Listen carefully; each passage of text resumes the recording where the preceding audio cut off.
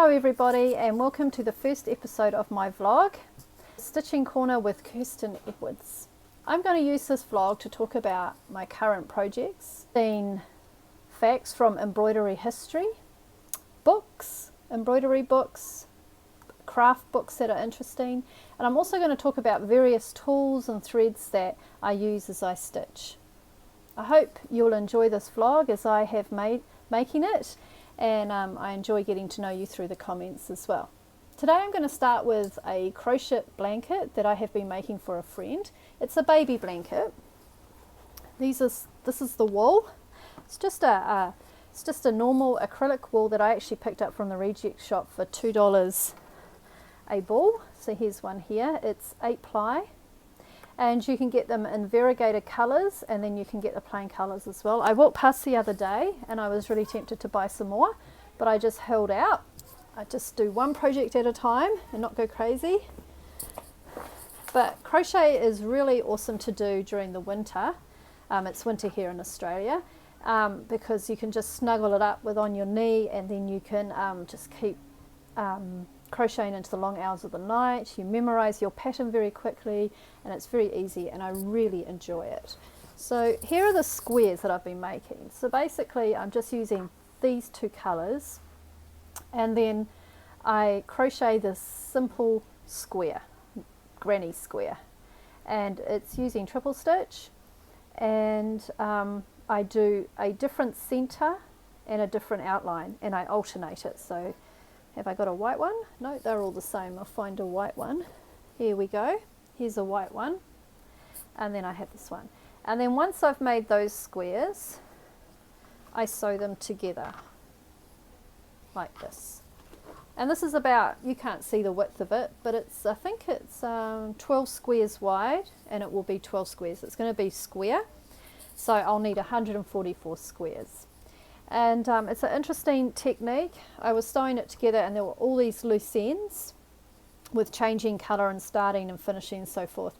So what I've decided to do now to make it easier on me is that when I've finished a square, I bind up all those loose endings. I thread them back into the square, and that saves me having to do so much of that at once, because that's quite a laborious part of it. And here's my needle. It's a big wool needle, big blunt wool needle, and that does all the sewing part of it.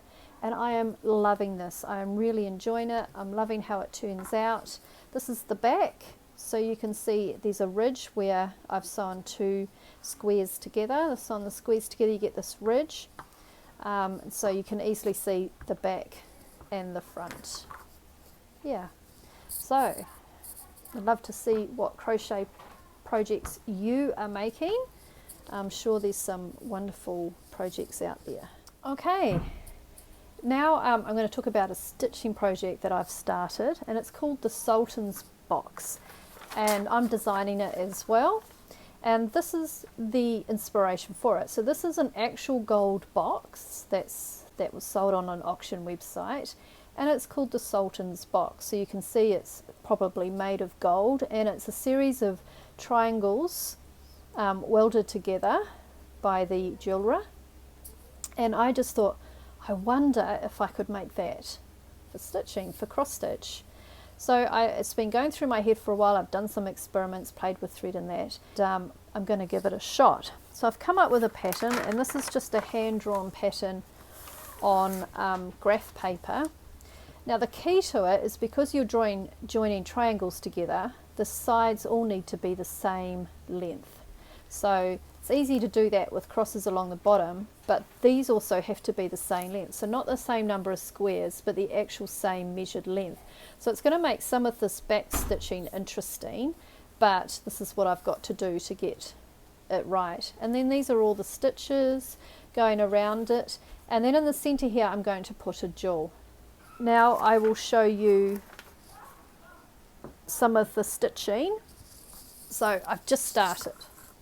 So I'm doing it on a 32 count hand dyed linen, and here I've just started stitching the base. So as you can see, it's about 5 centimeters long once the base has been stitched. Now I have to stitch 16 of these triangles. So that's going to be interesting, isn't it? So hopefully I won't get too bored. And I'll show you the thread. This is the thread. I had a look at a lot of my metallic threads. I've got Krynic here, I've got treasure braid, and then I've got some miscellaneous metallic threads that I've collected over the years from all sorts of places, and then I've got some more in my box. But this is a thread that I bought about 20 years ago, believe it or not, and my friend called it Japanese thread, so I'm not really sure what it's called, but it's a single ply thread, and it has a memory, so you can fold it and see it stays there. I hope you can see that. And I experimented with the Krynic braid, and I experimented with some others, and this one I liked. Mainly it's got a really nice colour. It's a really bright gold, which looks lovely on that fabric.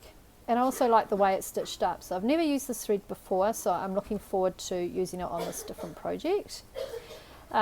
You have to use short lengths, of course, and you have to go carefully. And I have to use a needle with a larger eye because it's quite a solid little thread and it doesn't go through those tiny needle eyes. So I've had to use a larger tapestry needle, which is fine, I can do that. And then in the center, I'll just get it, sorry. In the center, I am going to put a resin jewel. Okay, and here's some of my resin jewels. So I'm going to use these gold ones, and they're quite pretty. And I've got two sizes here, and I think this one will be too small, but the 6mm one will be definitely the right size. So that's the jewel that will go in the center of each triangle. And also what I'm hoping to do is attach a really beautiful clasp. This is the clasp. You can see here it's a magnetic clasp. So you open it here and then it comes out. And to close it again, you put that on and then you clip it over. It's beautiful. It's studded with little diamantes and it's bright gold, so it goes really well with my thread. And here there's little sewing things, but I can probably also put glue on the back of here. Alright, so will it work? Well, that's part of the design process. You won't know until you try. So, but it's there if I want to use it. And this is the lining fabric that I'm going to use inside the Sultan's box. It's a beautiful blue silk.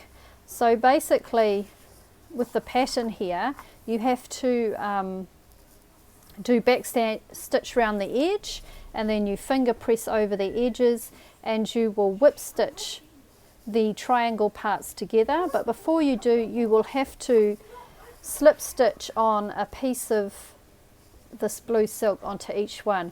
So it's going to be an interesting process, and hopefully it will work, but you don't know until you actually go ahead and make it. This is a silk thread, Raj Mahal silk, art silk, which is an Australian brand, and it's a very fine slippery thread, and that might help with slip stitching the blue silk lining on. So that's my two projects that I'm going to show today.